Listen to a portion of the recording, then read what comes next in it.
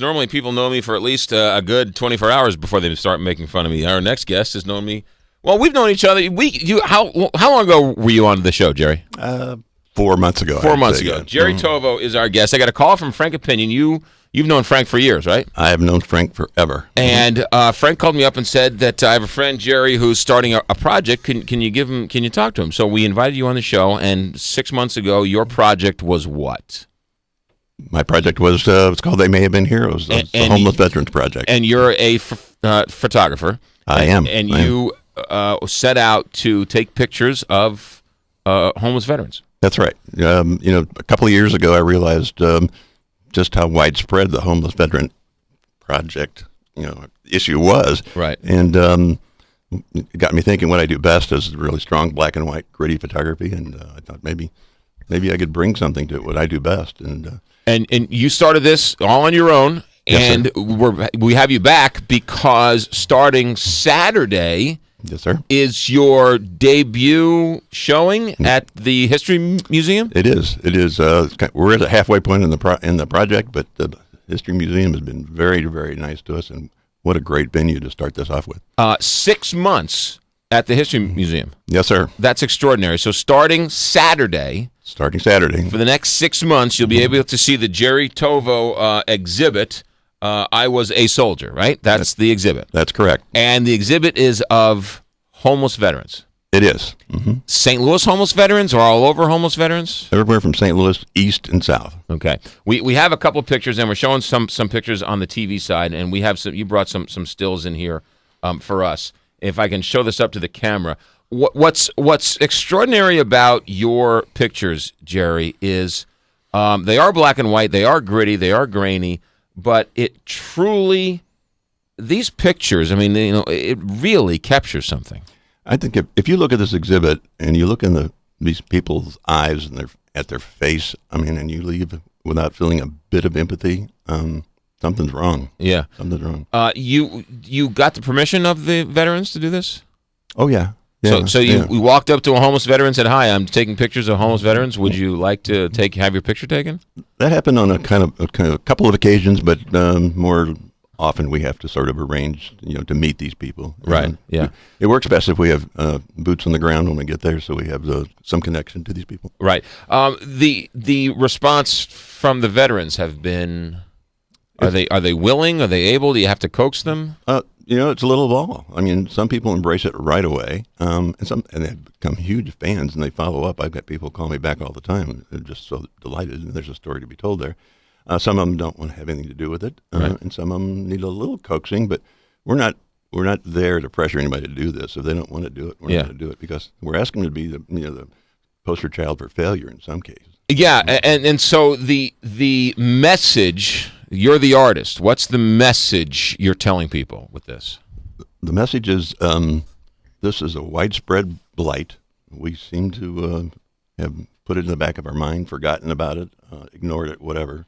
And we just want to awaken some people up to what's going on there. We'd like to be sort of the Susan Komen Foundation for Homeless Veterans. What's amazing to me is that people will buy a yellow magnet and put it on the back of their SUV. Mm-hmm. They support the troops. Mm-hmm. They'll wear T-shirts. Mm-hmm. They'll go to rallies. Yep.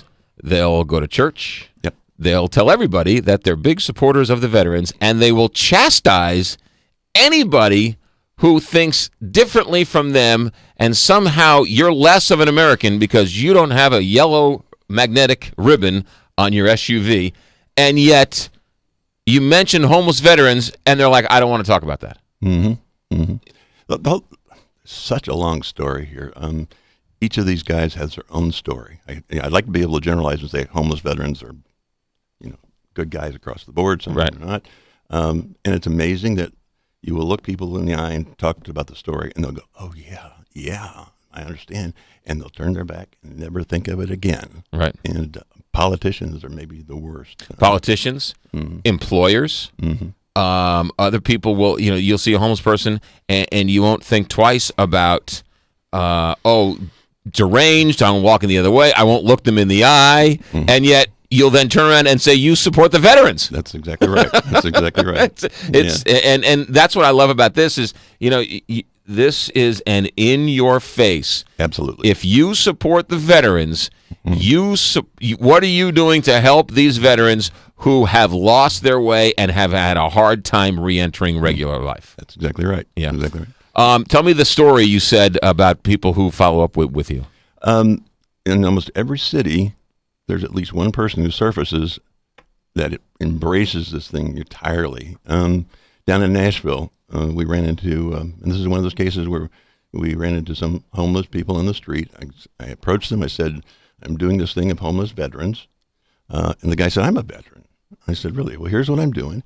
He said, are you going to be around for a while? He said, I can get together 3 or 4 guys if you can meet me here tomorrow. So we did. We met him. Mm-hmm. We did the shoot.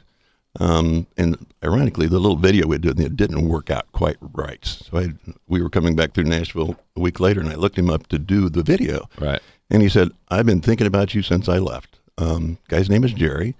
And when we were done shooting the first time, I pulled him aside a little bit. I said, Jerry, I said, you seem to have more on the ball than this lifestyle would normally indicate. I said, what are you doing here? Have you just resigned yourself to that? And he paused for a minute and didn't say anything. And a week later when I came back, he said, you know what? He said, after you left, he said, I got to thinking, you're right. He said, I went out and I found a job. I found a guy who'd keep me busy for the week and maybe for the entire summer painting. Yeah. Last Saturday, he called me from a place in southwest Memphis. He was there working with other veterans, and they were building homes for homeless veterans, and he was going to name one of the homes the Jerry Tovo Project. How about that? I said, man, I am not worthy of that. Do not do that. He said, oh, no. He said, you're getting it. Well, look, I mean, there's no, for those on the radio can't see this, but this picture of this gentleman who is a homeless veteran, I mean, those eyes are just haunting. They are. They're amazing eyes. And that gash on the top of his head, he was sort of proud of it, strangely enough. He had fallen 20 feet off of his perch under a bridge where he slept into the riverbank, gashed his head, and nearly drowned. But he got back up. And you know what? 4th of July will come, and we'll celebrate, and we'll see a soldier, and we'll go up to a soldier in an airport in his fancy uniforms, and we'll thank him, and we will, feel good about ourselves. But you'll walk right past this guy and think, drug addict, loser, you're going to hurt me, I'm going to run in the opposite direction. And this is the guy who should be thanked, and this is the guy who should be helped. Yep. Yeah. And there's a little video. When you go to the Missouri History Museum, there's a video that runs as you go in.